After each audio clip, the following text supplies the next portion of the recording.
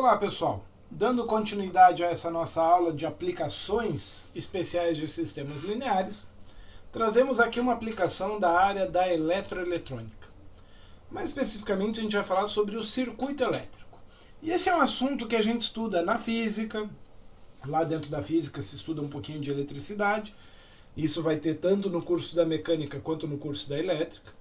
Na elétrica se estuda melhor, com mais intensidade, inclusive tem duas disciplinas, né, de circuitos elétricos.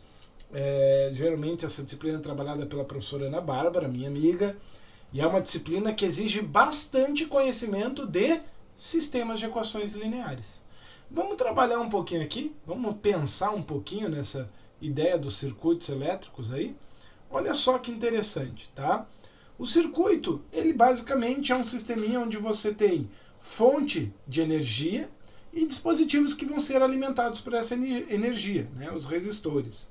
Essa fonte de energia, ela faz correr dentro desse circuito, ela força uma corrente de elétrons. Os elétrons vão se movimentar ali, né?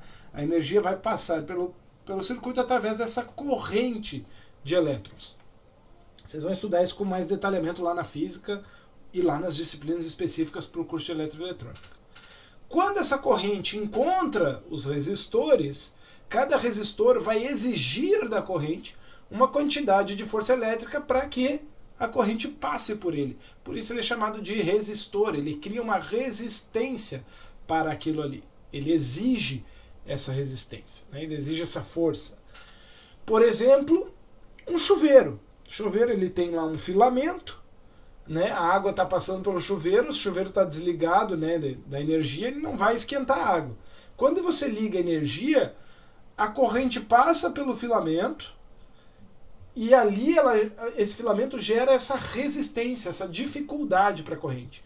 Esta energia, esta força que a corrente faz ao passar pelo filamento, libera calor. E esse calor é que esquenta então a água. Ok? Existem três grandezas envolvidas, as grandezas básicas envolvidas num circuito elétrico. O potencial elétrico, que ele é a relação de energia que está sendo disponibilizada pela fonte de energia, e ele também tem relação com a resistência e a corrente que estão ali passando no resistor. Esse potencial elétrico, né, a gente vai representar aqui pela letra U, e ele é medido em volts. A resistência, representada pela letra R, é medida em ohms, aqui uma letra grega, né, representando esta unidade ohms. E a corrente, a intensidade da corrente elétrica, representada pela letra I e medida em amperes. Você vai ver depois numa imagem o I maiúsculo. I maiúsculo e minúsculo, é questão de notação. Eu vou utilizar aqui o I minúsculo, tá bom? Tem gente que usa o potencial elétrico também com a letra E ou com uma outra letra grega. Também dá para trabalhar, tá bom? Questão só de notação. O fluxo da corrente no circuito elétrico ele é governado por três princípios básicos, três leis básicas. A primeira é a lei de Ohm. O que a lei de Ohm diz? Que a diferença de potencial elétrico através de um resistor é o produto da corrente que passa por ele e a resistência por ele apresentada. A resistência em ohm, a corrente em ampere, e o produto deles vai dar o potencial elétrico em volt. Então, ohm vezes ampere dá volt. Eu tenho aqui essa formulazinha. U igual a R vezes I. Tá ok? E também tem as leis de Kirchhoff. São duas leis. Tá?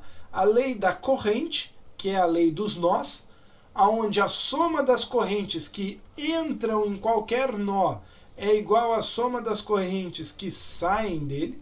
A gente vai entender nó quando a gente enxergar um circuito, é um ponto do circuito, onde há uma bifurcação, onde há um entroncamento. Se ali chegam várias correntes e saem várias correntes, tudo que chega é igual a tudo que sai. Tá ok? E a segunda lei de Kirchhoff é a lei da voltagem, ou a lei dos circuitos. Ele vai falar que em qualquer circuito fechado, que também é conhecido como malha, a soma das diferenças de potencial é sempre igual a zero.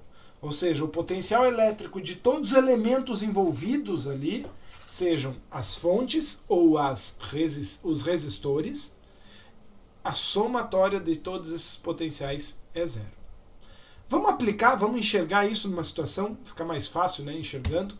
Olha só então aqui um exemplo. Eu tenho aqui uma malha com duas malhas internas. Aqui eu tenho nós, o nó A e o nó B. Você vê que os outros vértices não são nós. Por quê? Porque aqui acontece uma bifurcação. Vê que o sentido que eu propus, isso aqui é uma proposta, é uma hipótese. Pode ser que a corrente não ande nesse sentido. Eu propus que a minha malha vai girar nesse sentido, com a minha corrente indo então daqui para lá. Chegando em A, ela bifurca, e vê que a malha interna gira também nesse sentido, e a malha interna 2 também.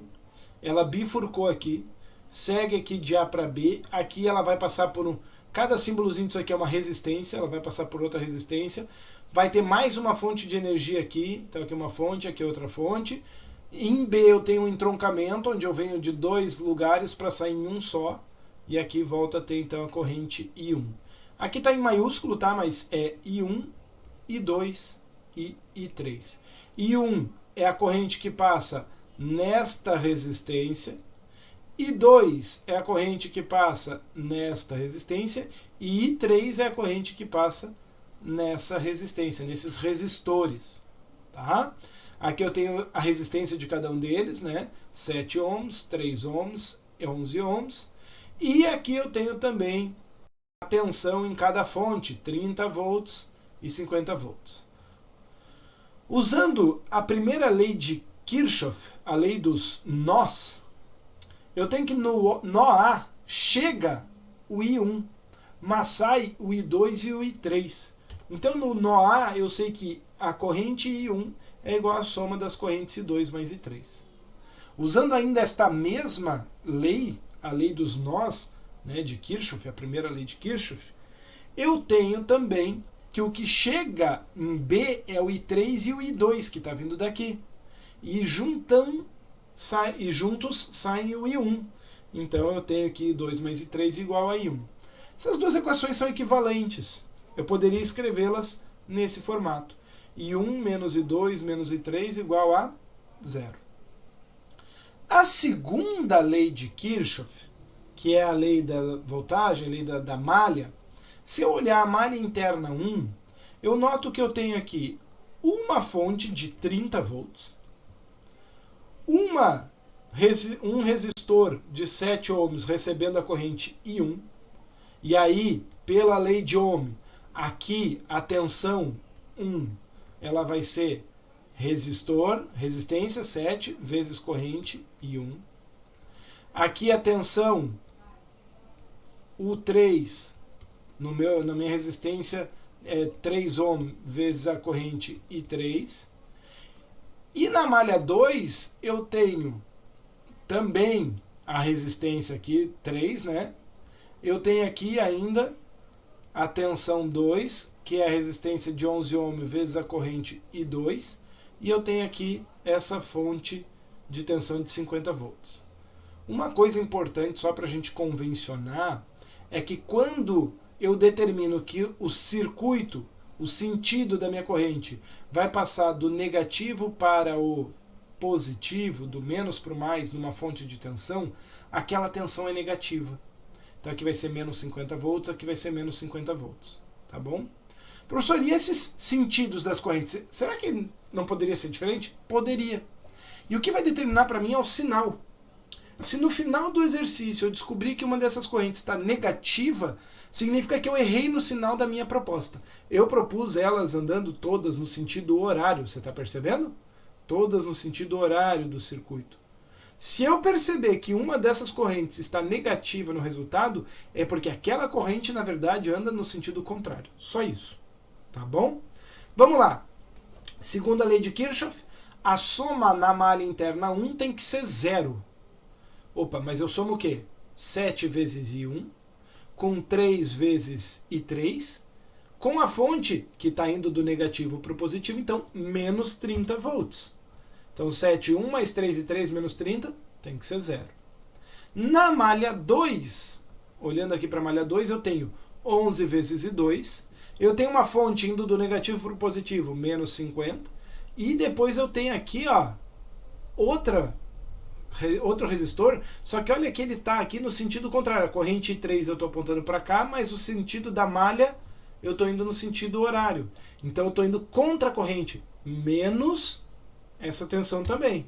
Então, 11,2 menos 50 desta fonte, menos 3,3 deste resistor de 3 ohms.